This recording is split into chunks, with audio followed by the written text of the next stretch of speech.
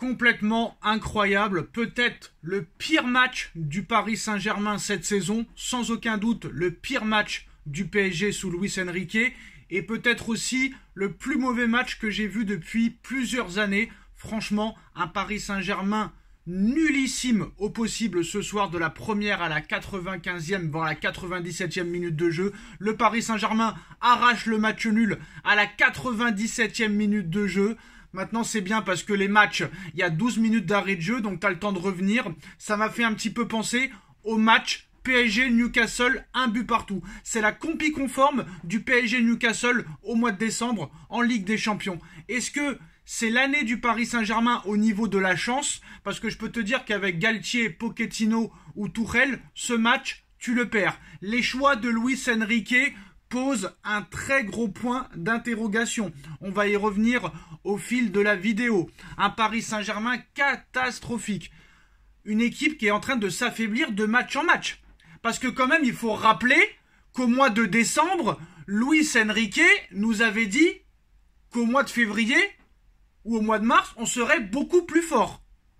J'attends toujours de voir. Pour moi, on est beaucoup moins fort qu'en décembre. Et en plus, on est de plus en plus mauvais dans le jeu de match en match. Le milieu de terrain est catastrophique, la défense est catastrophique, et commencez pas à me parler de l'absence de Milan Skriniar, de l'absence de Marquinhos, de l'absence de Kipembe. Faut arrêter. À un moment donné, il faut arrêter. Rennes ce soir mérite la victoire. Paris ne mérite pas son match nul. Après, c'est vrai que Luis Enrique a fait des choix forts. C'est ça qui est bien avec Luis Enrique, c'est que ses choix, au départ, des fois, ne sont pas bons. Mais au fil du match, au moins, il essaye de faire des choses. Et la sortie de Kylian Mbappé à la 65e minute de jeu, en remplacement de Gonzalo Ramos, a été décisive, vu que Gonzalo Ramos a marqué sur penalty. Luis Enrique a eu les couilles de sortir Kylian Mbappé à 25 minutes de la fin. Ni Tuchel, ni Pochettino, ni Galtier auraient eu les couilles de le faire. Donc ça, c'est à saluer. Mais il faut dire à Luis Enrique que Mbappé n'est pas un numéro 9. Et ça va poser problème au Real Madrid. Si jamais, bien sûr, Mbappé va au Real Madrid. Parce que quand tu vois le niveau de Vinicius Junior à gauche, d'ailleurs, Manchester United fait de Vinicius Junior sa priorité. Manchester United est prêt à mettre 200 millions d'euros sur Vinicius Junior.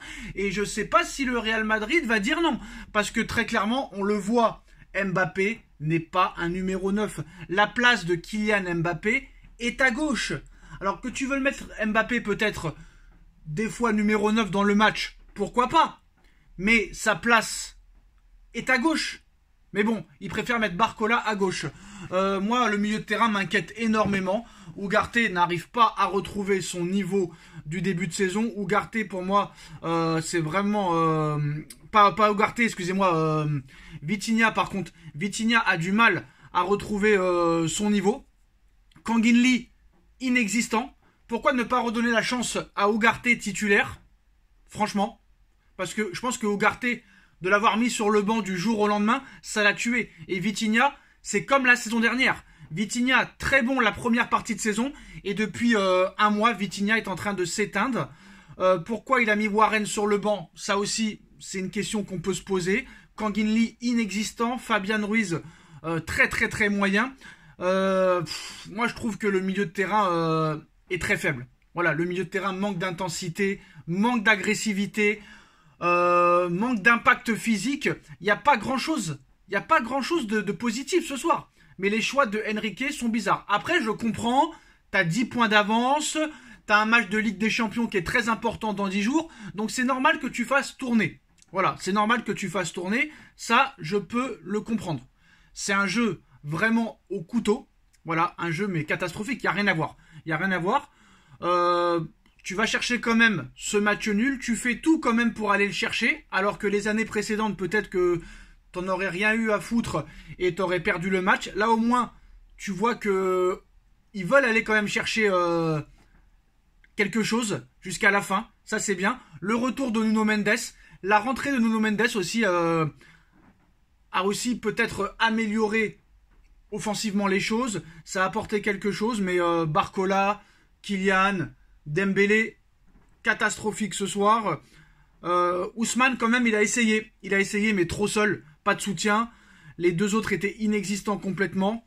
Donc voilà, c'est très très dur, mais franchement, c'est inquiétant. Franchement, c'est inquiétant à 10 jours du match contre la Real Sociedad. Et c'est pas normal d'être inquiet à 10 jours d'un match où tu as gagné 2-0 contre une équipe de milieu de tableau de Liga espagnole. Franchement, c'est pas normal et c'est inconcevable. Franchement, c'est inconcevable. Il n'y a aucune agressivité, il n'y a aucun fond de jeu. Le milieu de terrain est aux abonnés absents. Barcola, Kangin Lee, Ruiz, aux oubliettes, Fantomas. Vitinha, ça a été le meilleur des moins bons, on va dire. Danilo, trop lourd. Danilo qui se fait fracasser sur le but de Gouiri. Gouiri, but exceptionnel. Rennes qui tape la barre. Franchement, Rennes aurait mérité la victoire. C'est un miracle. Ça manque de rythme. Mais ça fait des années que le rythme est un problème au Paris Saint-Germain. Ça manque de rythme. C'est un jeu. Et ça, c'est depuis l'ère Tourelle, depuis l'ère Pochettino, depuis l'ère Galtier. Et même, ça continue. Ça continue avec Enrique. C'est un jeu complètement stéréotypé. Il n'y a pas de solution. Il n'y a aucune solution proposée. Il n'y a pas de proposition au porteur du jeu. Il n'y a rien. Le porteur du ballon est inexistant. Il n'y a rien, quoi. Il n'y a pas de vrai neuf. Il manque vraiment un vrai numéro 9. Parce que Mbappé est un joueur de côté. Donc numéro 9, ça ne marche pas. Et Barcola et Dembélé ne peuvent pas avoir de solution. Parce que Mbappé, souvent, il décroche à gauche, il décroche à droite.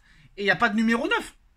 Donc à un moment donné, il va falloir que Enrique trouve une solution. Et moi, je pense qu'il faut jouer avec un vrai numéro 9. Ramos, c'est quand même 4 buts sur les 7 derniers matchs. Pourquoi pas essayer Gonzalo Ramos dans l'axe avec Mbappé, Dembélé sur les côtés, parce que Barcola, je pense qu'il a pris un peu trop la confiance. Barcola, il a fait 4-5 matchs d'affilée très bons, et je pense que maintenant, comme il sait que Enrique c'est son chouchou, le mec a pris la confiance, et maintenant il se dit, bah je m'en fous, même si je suis mauvais, quoi qu'il arrive, Enrique m'adore, Enrique m'aime, Enrique me fera tout le temps jouer. Mais à un moment donné, il faut pas se reposer sur ses lauriers. Il va falloir que Luis Enrique soit plus exigeant avec Barcola, remettre Mbappé numéro 9, et jouer avec un numéro 9, et remettre Ugarte au milieu de terrain avec Warren Zaïre-Emery. Mais bon, voilà, ce soir on va pas se mentir, c'était un match amical. Je pense pas que ce match a été pris au sérieux par Luis Enrique. T'as 10 points d'avance, maintenant t'en as 11. Tu sais très bien que tu vas être champion de France. Donc je pense que c'est pour ça que Luis Enrique a pris ce match très clairement comme un match amical. Voilà, en faisant reposer Marquinhos. Il a eu quand même les couilles de sortir Kylian Mbappé. Bon, tu me diras, il a plus rien à perdre. Hein. Si Mbappé s'en va l'année prochaine, il a plus rien à perdre à sortir Mbappé. Est-ce que si Mbappé était encore sous contrat avec le PSG, est-ce que Enrique aurait eu les couilles de sortir Mbappé? Ça, c'est la question qu'on peut se poser. D'ailleurs, on va plus parler, je pense, après le match, de la sortie de Mbappé par Enrique que le match de ce soir. Le match de ce soir, je suis sûr que dans les médias, on va pas en parler. On va parler que de la sortie de Mbappé, le clash Luis Enrique, Kylian Mbappé, ça c'est sûr et certain. Je la sens comme ça. Mais voilà, après Rennes a été très solide derrière, Rennes a joué en contre, Rennes a eu des occasions, mais ça fait des années maintenant que ça dure, donc à un moment donné, voilà.